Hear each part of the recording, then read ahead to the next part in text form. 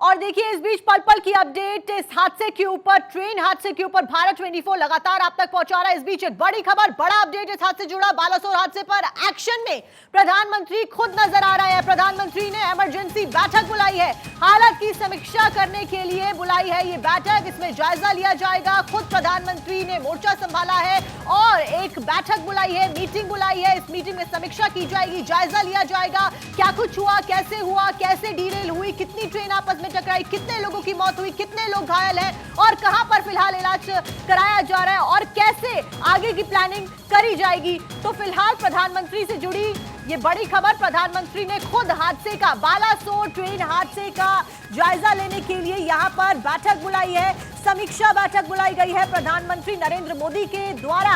और बेहद बड़ा ये हादसा क्योंकि और कई सारे लोगों की बताया जा रहा है अब तक की टैली के अनुसार कि 238 लोगों की दुखद मौत की खबर इसमें सामने आ रही है। वहीं 900 से ज्यादा लोग घायल बताए जा रहे हैं। अपने आप में ये बड़ा हादसा, उसके ऊपर अब प्रधानमंत्री ने खुद मोर्चा संभालते हुए हाई लेवल मीटिंग यहां पर बुलाई है और समीक्षा बैठक इसको बताया जा रहा है, जिसमें जायजा प्रधानमंत्री के द्वारा लिया जाएगा हालात का। और इस बीच देखिए लगातार बालासोर हादसे में मृतकों की संख्या बढ़ती हुई दिखाई दे रही है। ट्रेन हादसे में अब तक 238 लोगों की मौत की खबर सामने आ रही है। घायलों की संख्या की बात करें तो 900 के पार घायलों का आंकड़ा पहुंच गया है और बताया जा रहा है कि यह आंकड़ा चाहे वो मृतकों का हो या फिर वो घायलों का हो, बढ़ सकता है क्योंकि रेस्क्यू ऑपरेशन लगातार जारी है। कई सारी टीम एनडीआरएफ की, एसडीआरएफ की मोर्चा संभाले हुए हैं अभी मौजूदा वक्त में और तमाम अफसर, आला अधिकारी और स्थानीय वहां के निवासी वो भी मौजूदा वक्त में स्थान पर मौजूद है, बालासोर में मौजूद है। लगातार तस्वीरों के जरिए समझाने की कोशिश कर रहे हैं हम आपको किस तरीके से ये दर्दनाक हादसा होता है। 3 ट्रेनें आपस में टकरा जाती हैं, जिसमें से 2 एक्सप्रेस ट्रेन होती है, 1 मालगाड़ी होती है और जो तस्वीरें सामने आती हैं उसके बाद वो मंजर कुछ ऐसा होता है। देखिए नंबर के जरिए आपको समझाने की कोशिश करते हैं। 12 बोगियां ये आपको दिख रही है किस तरीके से टकराई हुई है। नंबर से समझते हैं, ये पहली बोगी और ये दूसरी बोगी। ये पहले एक ट्रेन है, उसके बाद ये दूसरी ट्रेन आपको दिखाई दे रही है, वहीं तीसरी ट्रेन मालगाड़ी बताई जा रही है। 13 ट्रेन, 13 बोगियां, 3 ट्रेनें और उनकी 13 बोगियां आपस में टकराई हुई। और ये देखिए, ये तमाम नंबर्स के जरिए समझने की कोशिश कर सकते हैं किस तरीके से भीषण ये हादसा होता है। और देखिए कुछ ट्रेन के तो इतने बुरे हाल है कि देखिए परखच्चे पूरे उड़ गए, पूरी अपसाइड डाउन जिसे हम कहते हैं, पूरा पलट गई है, उल्टी हो गई है ट्रेन।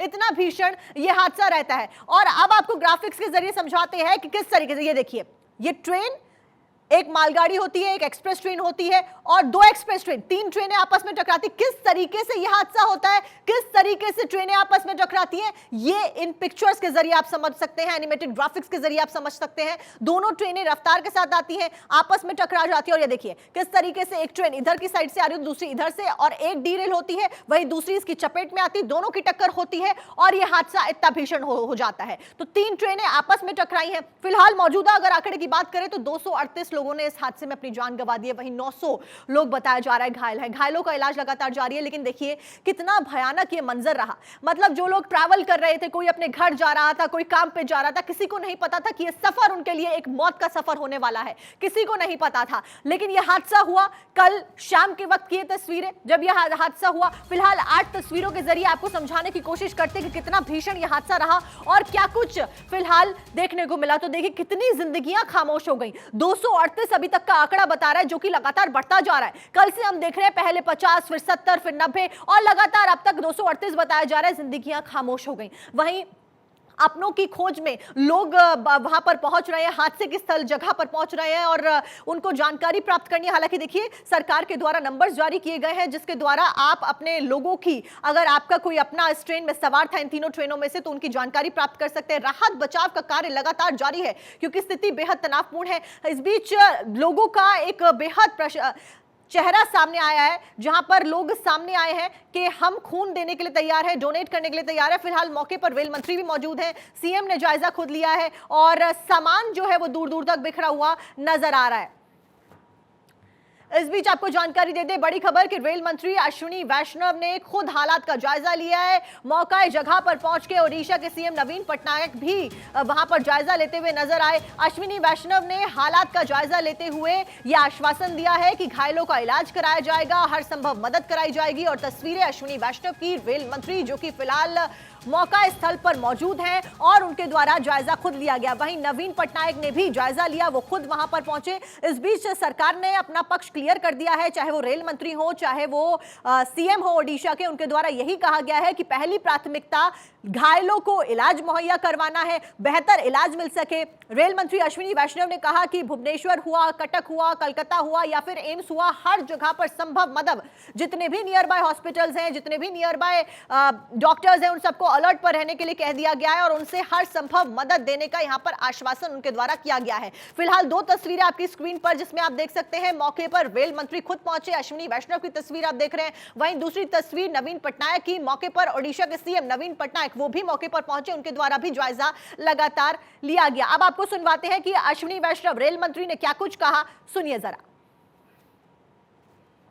बहुत ही बड़ी ट्रेजिक एक्सीडेंट है ये और सभी दिवंगत आत्माओं के साथ हमारी प्रार्थना है।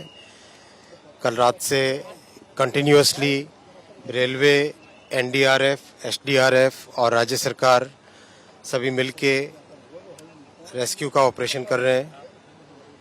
कंप्लीट मोबिलाइजेशन किया गया है, इधर बालेश्वर की तरफ से, उधर भुवनेश्वर की तरफ से कंप्लीट मोबिलाइजेशन किया है, टाटानगर से, सब जगह से मोबिलाइजेशन किया है ताकि मैक्सिमम इस तरह की बड़ी ट्रेजेडी में जितना एफर्ट लगाया जाए उतना कम होता है।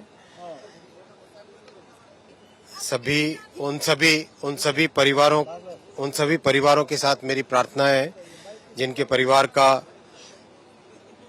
मेंबर इस ट्रेजेडी में चले गए, और सभी जहां पर भी best possible health care facility होगी, चाहे कटक में, भुवनेश्वर में, एम्स में, इधर कलकत्ता में, कहीं पर भी जो बेस्ट पॉसिबल हेल्थ फैसिलिटी होगी वो दी जाएगी। कंपेंसेशन का अमाउंट कल रात में रेलवे की तरफ से डिक्लेयर हो गया था। एक हाई लेवल कमेटी भी ऑलरेडी डिक्लेयर हो गई है जो कि इस पूरे एक्सीडेंट में इंक्वायरी करेगी। कमिश्नर रेल सेफ्टी को भी बुलाया गया है, वो भी इंक्वायरी करेंगे और इस प्रॉब्लम के, इस एक्सीडेंट के रूट कॉज में जाएंगे। किस कारण से ये प्रॉब्लम हुई वो पूरा का पूरा टेक्निकल से और किस भी कारण से हुई हो वो समझा जाएगा। तो देखिए, रेल मंत्री अश्विनी वैष्णव को आप सुन रहे थे जो कि मौके पर पहुंचे, उनके द्वारा जायजा लिया गया और हर संभव मदद मुहैया कराने के लिए भी उनके द्वारा किया गया। लगातार इसके जरिए और तस्वीरों के जरिए समझाने की कोशिश हम आपको कर रहे हैं कि कितना भयानक ये मंजर रहा और किस तरीके से ये दर्दनाक हादसा सा हो जाता है। तो दर्दनाक हादसे में कैसे हुआ हादसा, सबसे पहले तो ये समझाते हैं आपको कि बेंगलुरु हावड़ा सुपरफास्ट के डिब्बे पटरी से उतर गए, डीरेल हो गए। बेंगलुरु हावड़ा सुपरफास्ट की बोगियां दूसरे ट्रैक पर गिर गई, जिसकी वजह से पटरी से उतरे डिब्बों से कोरोमंडल एक्सप्रेस ट्रेन टकरा गई जो कि सामने से आ रही थी। दोनों में आपस में टक्कर हो जाती है। कोरोमंडल एक्सप्रेस के डिब्बे बगल के ट्रैक पर पलट गए, मतलब एक ट्रेन पहले डीरेल हुई, दूसरी ट्रेन ने उसके डीरेल ट्रैक जो दूसरे ट्रैक पे आ गई थी उसमें टक्कर मारी। दोनों ट्रेनें हादसे का शिकार हो जाती हैं। इस बीच आपको यह भी जानकारी दे दें कि हेल्पलाइन नंबर यहां पर गवर्नमेंट के द्वारा चलाया जा रहा है। अगर आपके अपने या फिर आपको कोई भी जानकारी अपने संबंध में चाहिए तो आप इस नंबर पर कॉल करके, इमरजेंसी कंट्रोल रूम का ये नंबर है, हावड़ा के लिए नंबर जारी किया गया है ताकि जो परिजन परेशान है इस वक्त अपने अपनों के लिए